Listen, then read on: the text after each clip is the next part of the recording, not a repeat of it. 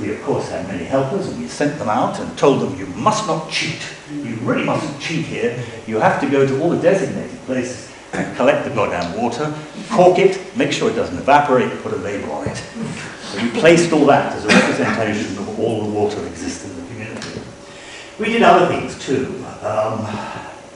We tried to remind Noah of all his responsibilities. So we took a thesaurus and a lexicon and we wrote all the names of all the possible animals we ever could, all on the floor downstairs. We had 3 calligraphers, I think they were there 3 days writing all these names. My language is English, and the Dutch course suggested, well look, if you're going to do it in English, you have to do it in Dutch too, so you can imagine how much work. I think there was something like 8,000 animals were written on the walls of this space. You will see some in a minute. On the second floor then we played these games with the local water. And on the top floor, you all know the story in Genesis, God comes along in the end and makes a rainbow. So we took modern state-of-the-art technology to make a magnificent rainbow that changed colour and developed and so on. You walk, as you were, you're introduced to hell, the bottom floor, you work your way up, and ultimately you come out on the top. So there's a sense that you can visit hell right down in the bowels of the earth, and ultimately you get to the top here. This is a place where you can see the curvature of the earth.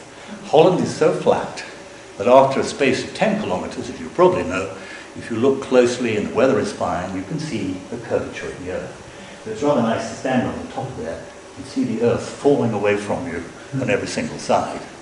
Let's show you some images. Can we click? We just go through this quite fast. The rope? The next one? This one? I'm not quite certain how these are coming. We have a suitcase of a rope. If you're a sailor, you need a rope. But of course, hanging above the suitcase is also a noose, in case everything got too much for you. Move on. Oh, here's another one. The rope. Okay, can we speed this up as well? People can get bored. Can we go faster? We'll get the main ones for you then. Okay, here's some of those names written on the wall. Sorry? Come on, faster, can we? They're high res, it's not my fault. Right? Okay. These basic materials, some of you this afternoon know I'm fascinated by coal in suitcases. Here it is again. There's the stand that's going to be the visit tray for cats, and there's one that's gone through fire.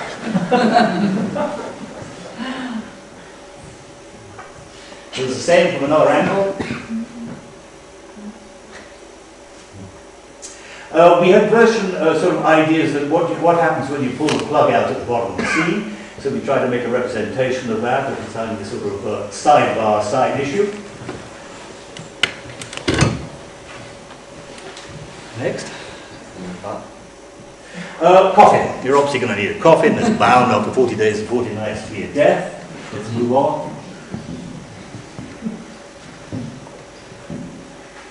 We had a suitcase that was a bit more like those 17th century tricks in gardens. If you got too close, you thought nothing was happening, but suddenly the suitcase would open and cover you with water.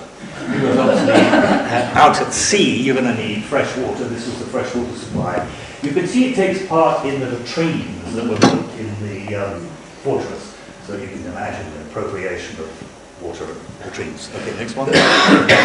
Another close-up of the same.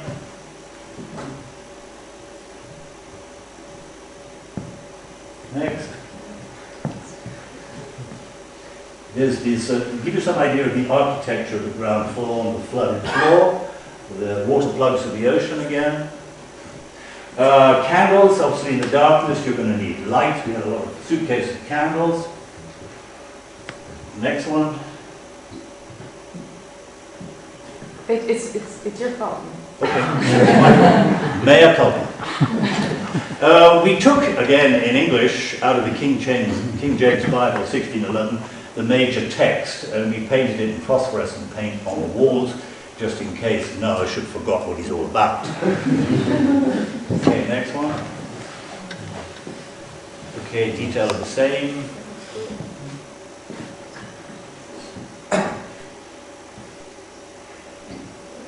Yeah. Don't recognize that. Almost the next one. I think this was a suitcase of steam.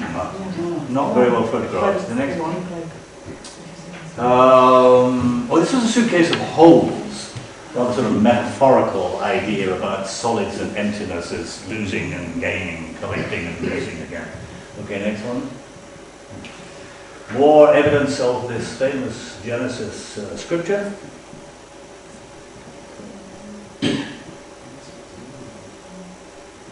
More of the same. Again, you get some idea of the architecture. I mean, in a curious way, it was very strong on the notions of genius loci. The sense of place was so strong. It just as a visitable piece of architectural artifact was fascinating. More of the same.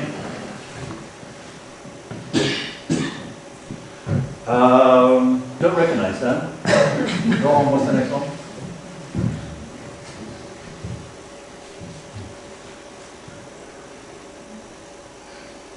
It's spinning. Stewards. Okay, you're doing very well.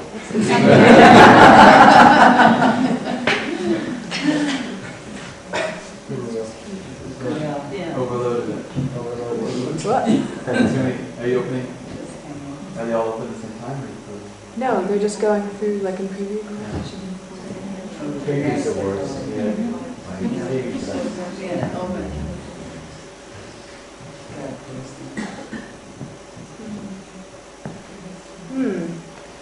Can you close some of the ones you were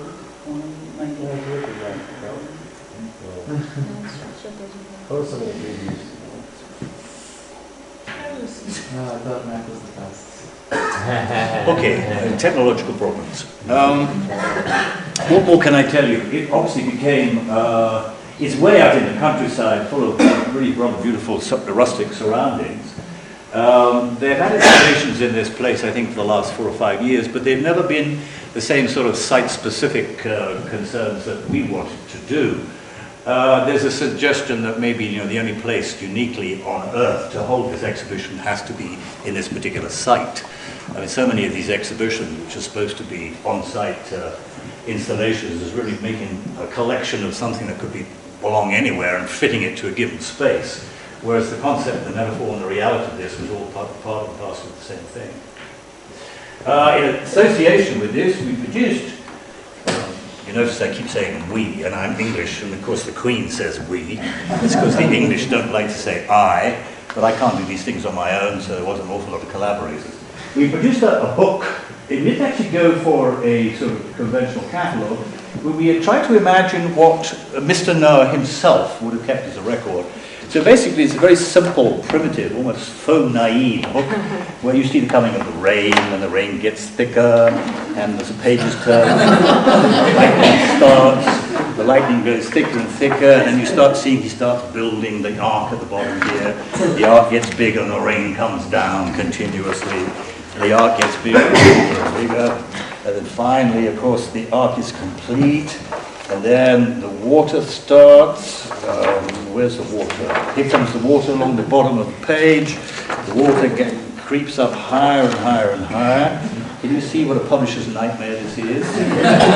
I made a lot of the original drawings, but they were then all put on a computer and reworked and reworked. And then I think this is very bold and courageous. We have 10 pages of just water. Page after page.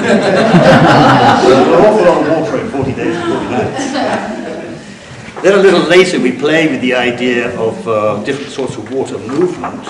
We actually introduced a little tiny boat. I don't think you can see it there. But then we talked about flat earth, oceans and ponds.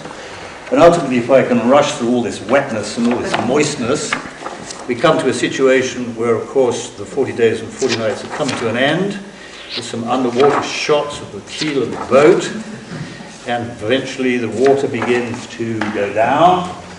And ultimately, of course, God's promise, which is the rainbow, begins to appear. Here's the first colour. And then the last 7 pages, the 7 colours of the rainbow, gradually increases and increases. And finally, on the last page, out comes the dove, a little tiny dove here, very insignificant, and flies off to prove, in fact, the flood is over. And we finally end up with God's promise in total. We've made a little hole in this book. You can see it here.